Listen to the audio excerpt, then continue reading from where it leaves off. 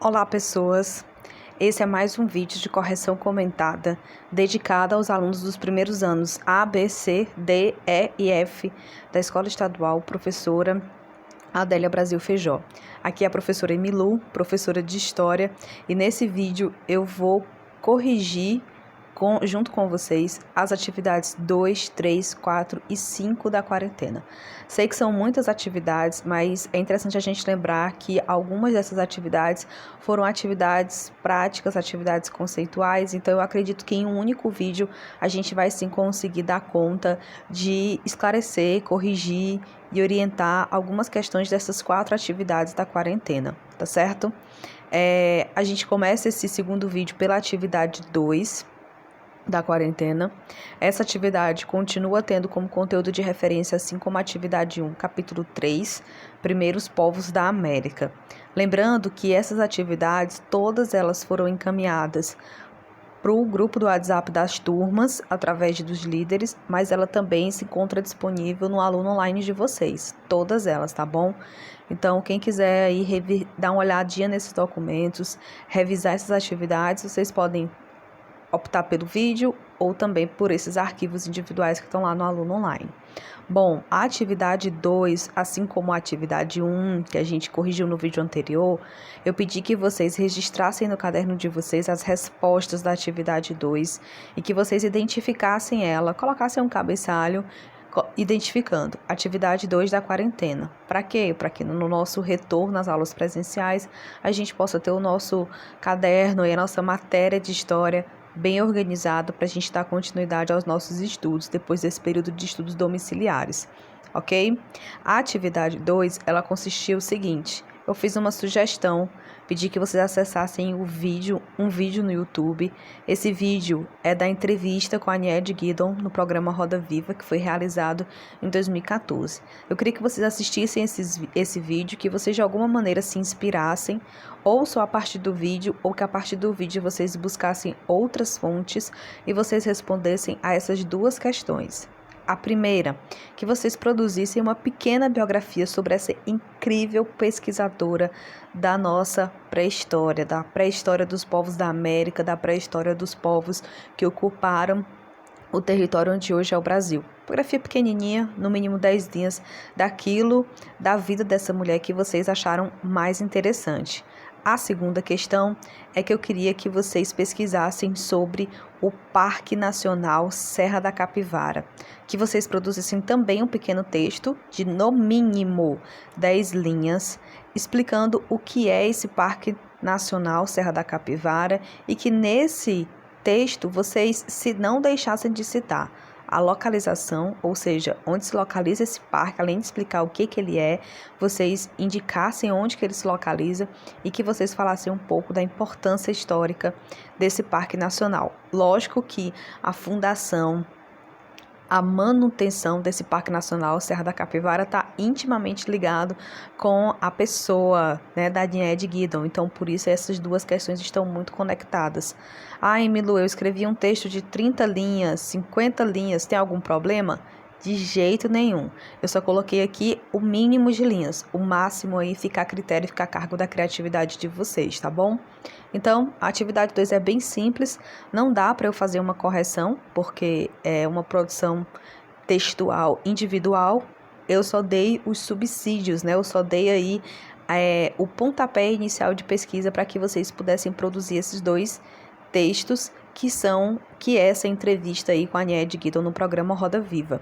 Uma entrevista incrível em que ela vai falar da própria vida, em que ela vai falar do Parque Nacional Serra da Capivara, em que ela vai falar dos momentos felizes, das descobertas incríveis que esse local proporcionou para a produção histórica, para a pesquisa histórica, para o nosso conhecimento enquanto humanidade, não só enquanto história do Brasil ou história da América, mas também dos desafios enfrentados, dos problemas enfrentados pela Nied, pelos pesquisadores e pelo Parque Nacional Serra da Capivara, tá bom? A atividade 3 da quarentena é muito parecida com a atividade 1, porque também é uma atividade que vai passear, né, pelos conteúdos do livro didático de vocês.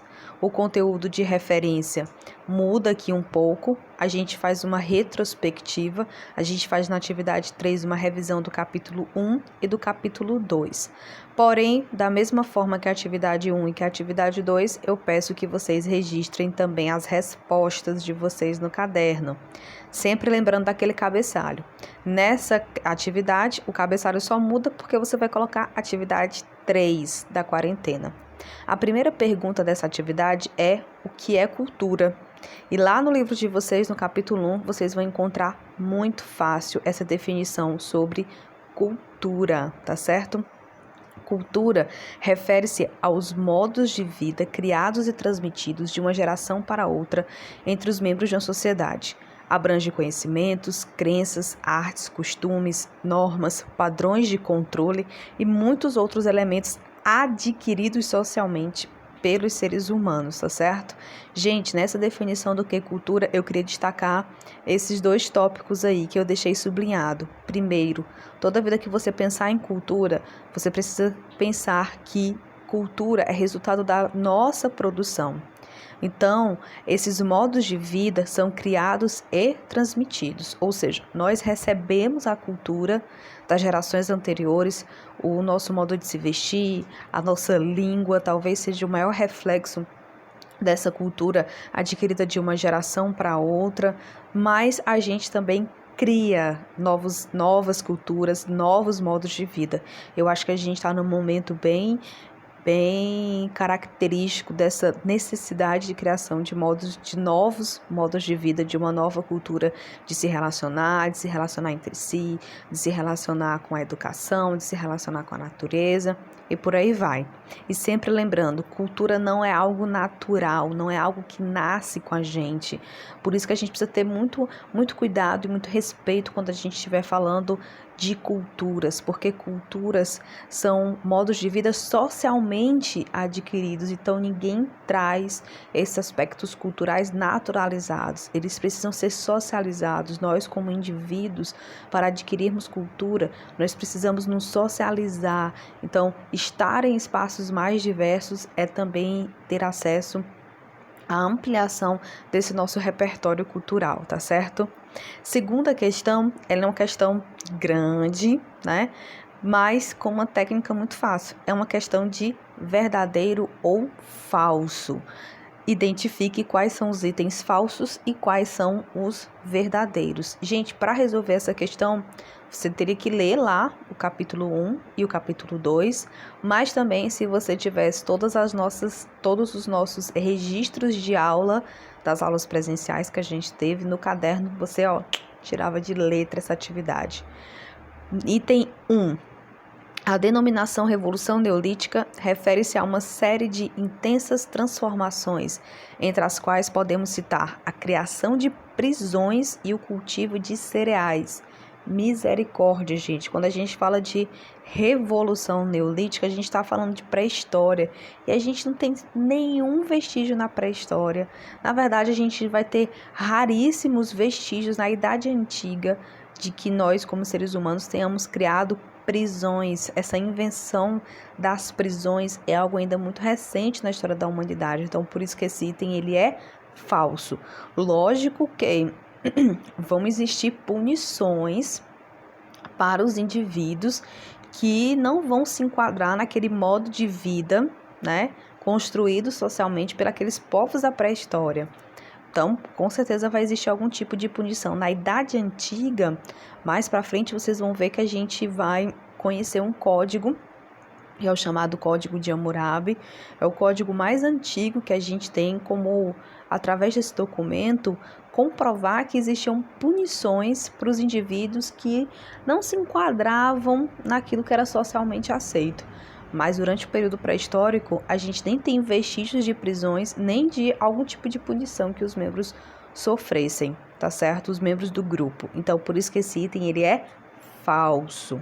Não dá pra gente falar em prisão de jeito nenhum, nem na pré-história e nem na Idade Antiga, tá? Segunda questão, segundo item. Em nossas aulas, descobrimos que o homem atual pertence à espécie Homo habilis. Falsíssimo, né? Como a gente estudou nas nossas aulas, nós somos todos da espécie Homo sapiens. Terceiro, os homens da pré-história tinham como única preocupação a busca por alimentos. Também é uma questão falsa. A gente tira, por exemplo, pelas pinturas rupestres, que esses indivíduos da pré-história, eles não tinham como única preocupação só não morrer de fome ou não morrerem, né, atacados por outros animais. Esses indivíduos, eles vão desenvolver técnicas, eles vão produzir ferramentas. A própria pintura rupestre a gente pode identificar como uma preocupação artística, educativa, como a gente falou lá na atividade 1. Quarto, no Neolítico, os seres humanos aprenderam a fazer o fogo. Falso. Por que falso, Emilu? Porque o desenvolvimento da técnica do fogo, ela ocorre ainda no Paleolítico, ou seja, no período anterior ao período Neolítico, tá bom? Quinto, a transição do Paleolítico para o Neolítico foi acompanhada por algumas mudanças básicas para a humanidade. Entre essas, podemos citar a domesticação dos animais e plantas. Verdadeiríssimo. Sexta, as teorias criacionistas demonstram que, no curso evolutivo da humanidade, mais de 1 milhão de anos antes de surgir o Homo sapiens, existiam várias espécies a caminho da humanização. E as mudanças físicas ocorridas ao longo de centenas de milhares de anos propiciaram sua adaptação a qualquer ambiente. A gente sabe que esse item é falso, porque quem define esse processo de existência de outras espécies anteriores ao Homo sapiens, quem fala desse processo de humanização, quem fala desse processo das mudanças físicas que foram nos tornando mais adaptáveis aos ambientes, não são teorias criacionistas, mas fazem parte da chamada teoria evolucionista. Então, por isso que esse item está falso. Sétimo, a única espécie de hominídeo encontrado em todas as partes do mundo é o Homo sapiens, ou seja, o Homo sapiens vai ser o único indivíduo da espécie, a única espécie de hominídeo que vai ocupar África, Europa, Ásia, Oceania e o continente americano, tá certo? Na verdade, o único continente em que a gente vai encontrar exemplares de todos os outros hominídeos é o continente africano, tá certo? Por isso que a gente defende que a origem da vida se deu no continente africano. Oitava, a prática da agricultura revolucionou a vida humana, favorecendo uma série de mudanças, como a sedentarização, até aí, tudo beleza. Com o desenvolvimento da agricultura, os grupos humanos passaram a se fixar em determinados locais para desenvolver, né, aquela técnica, para guardar também aquele plantio, para regar, para esperar o período da colheita e por aí vai. A invenção de novos instrumentos de trabalho também tem uma profunda relação com a agricultura.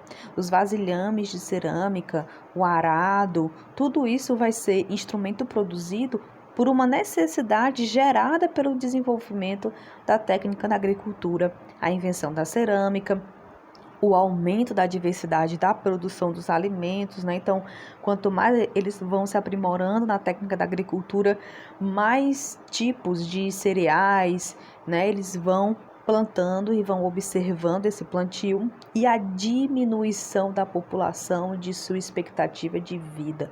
Aí aqui a gente cai no item falso, porque comendo mais, comendo melhor, comendo de forma mais diversificada, os indivíduos ganharam mais anos de vida, então houve um aumento na expectativa de vida, uma longevidade, e também essa galera pôde se reproduzir mais, né? Foi vivendo mais tempo e, consequentemente, alcançando mais a fase adulta e a capacidade de reprodução. Então, a gente tem um aumento populacional e uma longevidade. Essa é a única parte errada desse item 8, e é só isso que torna esse item falso, beleza? Até aí estava tudo ok.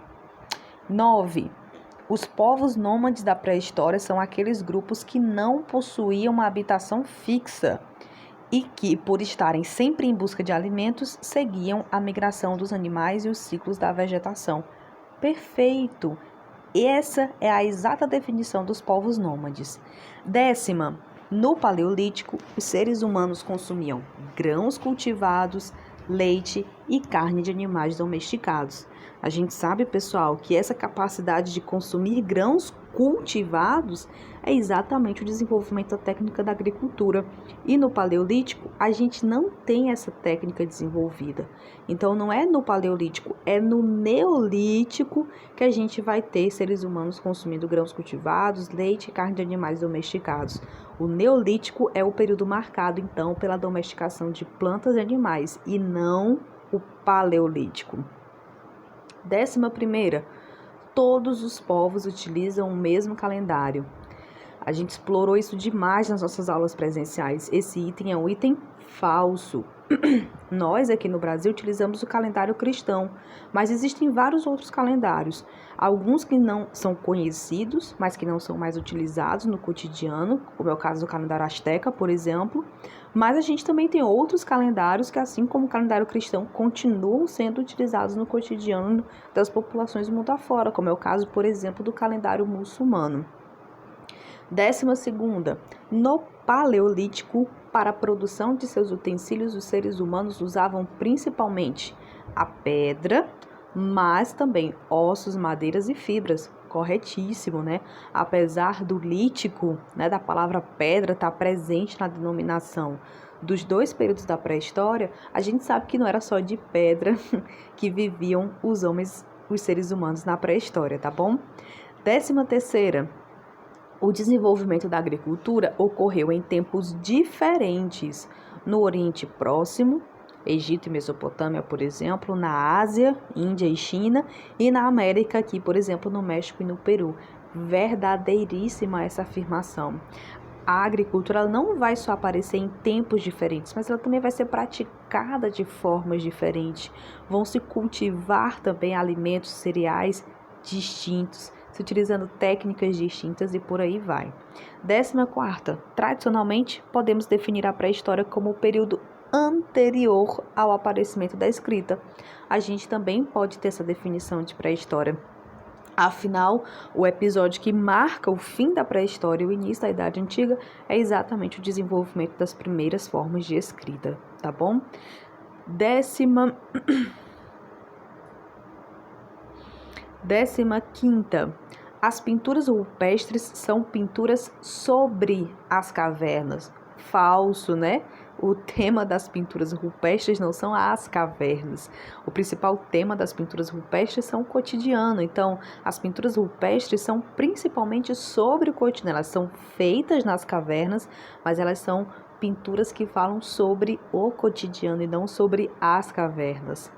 16ª, de acordo com a divisão tradicional da história, a evolução cronológica correta dos períodos históricos é pré-história, Idade Antiga, Idade Média, Idade Moderna e Idade Contemporânea. Portanto, esse item se torna falso, porque deu uma misturada aí nos últimos períodos históricos, tá certo? Então, a sequência correta é pré-história, Idade Antiga, Idade Média, Idade Moderna e, por último, essa que nós vivemos hoje, a Idade Contemporânea. 17ª afirmação. A domesticação de animais e o surgimento da agricultura ocorreram apenas após a invenção da escrita, posterior, portanto, ao Neolítico. Falsíssimo esse item, né? Porque, como a gente sabe, o que deu início ao Neolítico é exatamente a domesticação de animais e o surgimento da agricultura. Então, elas não ocorreram posterior ao Neolítico, muito menos depois da invenção da escrita. Quando os seres humanos desenvolveram as primeiras formas de escrita, essa galera já sabia muito bem plantar e domesticar animais, tá certo? Então, a domesticação de animais e o surgimento da agricultura são bem anteriores à invenção da escrita. 18ª. No Paleolítico, os seres humanos se alimentavam da carne de animais e peixes e dos frutos e raízes que conseguiam obter. Por isso eram chamados de caçadores-coletores. Verdadeiríssima afirmação. Essa vai ser a principal fonte de alimentação dos seres humanos no período paleolítico. 19ª, no Neolítico, o processo de sedentarização. Que processo é esse de sedentarização? O processo em que os grupos humanos vão abandonar a vida nômade, ou seja, essa vida sem uma moradia fixa, e vão passar a se fixar em determinados locais. E esse processo de fixação, ou seja, esse processo de sedentarização, ocorreu primeiro e principalmente à margem dos grandes rios. Afinal, a necessidade de água era para o plantio, para a sobrevivência dos animais e para a sobrevivência do próprio ser humano. E naquele momento, a gente ainda não tinha desenvolvido todas essas tecnologias que fazem hoje a gente ter acesso à água, mesmo estando distante da fonte, né?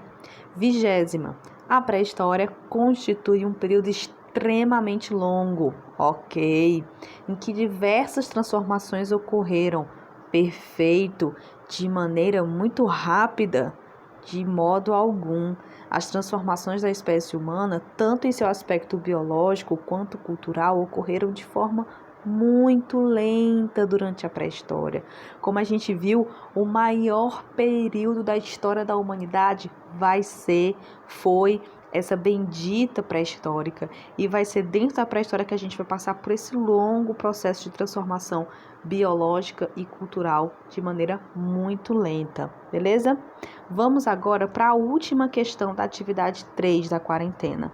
Para essa terceira questão, a gente precisava lembrar de 2 conteúdos importantes que a gente viu em sala de aula. O primeiro é como identificar os séculos de um ano. E aí eu trouxe aqui um lembretezinho, mas que tem lá no livro de vocês, no capítulo 2, tá? Quando o ano termina em 00, é só eliminar esses zeros e você vai ter o século daquele ano. Então, a gente tem aqui alguns exemplos. Quando ele não termina em 00, é só você eliminar os 2 últimos algarismos e somar 1 ao número que sobrar. E aí você tem o século daquele ano, tá certo? Aqui a gente tem também alguns exemplos, beleza? Outra coisa que a gente precisa lembrar para responder a terceira questão são os marcos de início e término dos períodos históricos. Então, a gente tem a pré-história, terminando mais ou menos por volta de 4.000 anos antes de Cristo, a Idade Antiga começando nessa data e indo até o ano 476. A gente tem a Idade Média, que vai de 476 a 1453, quando começa a Idade Moderna, que termina em 1789 e tem início a Idade Contemporânea, que vivemos até hoje, né? Baseado nesses 2 lembretes que estão lá no capítulo 2 do livro de vocês, a terceira questão pedia para vocês preencherem uma tabela em que ela dava o ano, um evento histórico de destaque que aconteceu naquele ano, e vocês tinham que determinar o século e o período histórico em que aquele evento ocorreu. Por exemplo, em 1945, a gente teve o triste evento do lançamento de 2 bombas atômicas sobre o território japonês. Qual foi o século, portanto, desse, destroço da humanidade? Ocorreu durante o século 20. Você pega 1945, não termina em 00, você elimina 4 e 5, sobra 19, soma mais 1, temos aí 1945 fazendo parte do século 20. Portanto, 1945 está dentro de que período histórico?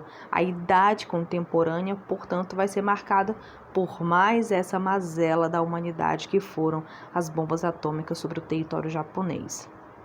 2.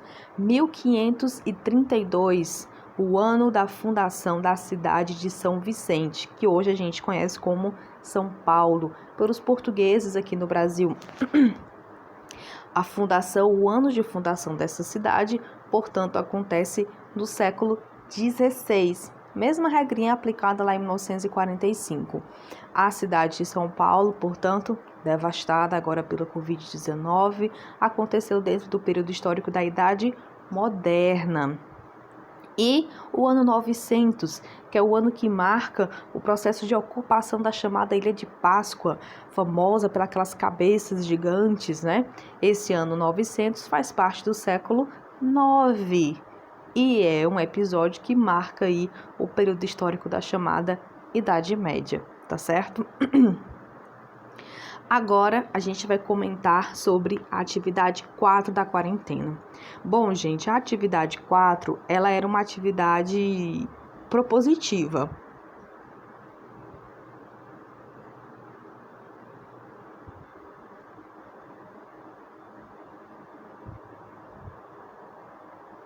A atividade 4 era uma atividade propositiva. Então, você acessaria o site da Olimpíada Nacional de História do Brasil e faria a sua inscrição na pré-UNHP. Essa atividade, ela não vai ser cobrada de quem não fez. Quem não fez não tem problema, porque o período de inscrição já foi encerrado. Portanto, é uma atividade que não vai ser cobrada. Mas, lógico, quem acessou, quem se inscreveu, a gente vai gerar pontos para aqueles que fizeram a inscrição e que estão participando. Não foram muitos, mas a nossa participação, tenho certeza, vai ser bem bonita e bem bacana, ok? Atividade 5. A atividade 5 é outra atividade também propositiva, que vocês não vão só abrir o livro e copiar no caderno. Essa atividade tem como conteúdo de referência também uma entrevista no programa Roda Viva. Essa entrevista ela é mais recente, é uma entrevista desse ano com o biólogo Átila Yamarino. Ele vai falar nessa entrevista sobre a situação da pesquisa, né, relacionada aí à Covid-19, ao novo coronavírus. Você pode assistir ao vídeo para se inspirar e responder a atividade, mas também é possível responder as questões sem ter que assistir ao vídeo da entrevista, tá? Então, eu bolei aí algumas perguntas que têm alguma relação com o vídeo, inspiradas no vídeo, mas que você consegue responder as perguntas tranquilamente sem ter que assistir o vídeo, tá certo? Essa é uma proposta de atividade exclusivamente online. Então, para responder essa atividade, vocês vão ter que clicar nesse link aí do Google Formulário, tá? Então, para responder essa atividade, você não fará registros em seu caderno, você vai ter que acessar esse link do Google Formulários e lá mesmo você vai responder as questões. É só clicar no link e responder as questões e ao final clicar em enviar. Quando você clicar no link, ele vai te direcionar exatamente para essa tela aí do Google Formulário. Então, já tem o títulozinho, História, Atividade 5, tá identificado que é uma atividade para o pessoal da escola, Adélia Brasil Feijó, e os meus alunos, porque tá lá o meu nomezinho. Então, você já vai reconhecer aí o meu nome, o nome da escola e a atividade 5. Você faz essa leitura dessa introdução, clica aí no botãozinho próximo, ele já vai te direcionar para a página seguinte, onde eu peço 2 informações básicas para eu saber quem fez a atividade, que é o quê? O seu nome completo, belíssimo, e que você identifique qual é a sua turma, tá certo? Se você é do primeiro ano ou se você é do segundo ano. Se você é do primeiro, você vai também marcar qual é a sua turma, se é o primeiro A, B, C, D, E ou F. Preencheu esses 2 campos aí, clica em próxima. Ele já vai automaticamente te direcionar para a parte das perguntas. Você vai responder as questões e você vai até o final. Lá no final, quando você responder a última questão, aparece o botãozinho aí, enviar. E aí você clica para mim em enviar e pronto, tá tudo lindo, tá tudo resolvido. A sua atividade 5. Não tem que registrar nada no caderno, tudo é lá online, beleza? Então, pessoal, fiquem em casa, criem boas rotinas para que vocês possam ultrapassar da melhor forma, passar da melhor forma possível esse momento de quarentena. Essas medidas, essa rotina e ficar em casa vão te ajudar a enfrentar esse momento difícil que a gente está passando e vão te preparar para a construção essencial de um novo futuro que a gente precisa de mais. Então, a gente precisa ficar em casa para a gente ficar vivo, para a gente conseguir pensar esse futuro, para a gente conseguir produzir esse futuro, tá certo? Mas a gente também precisa estar mentalmente preparado para esse período. Então, criar essa rotina vai ajudar também a gente a fazer isso, tá? E aí a gente tem alguns métodos de estudo, algumas dicas para vocês de como vocês se organizarem para estudar. certo? Mesmo estando distante, ainda dá para discutir sim a matéria com um amigo, usar aí as redes sociais. Quem quiser entrar em contato comigo já sabe, é só pedir ajuda lá para o líder da turma de vocês. Então, pessoal, bons estudos, fiquem em casa e criem boas rotinas. Um abraço.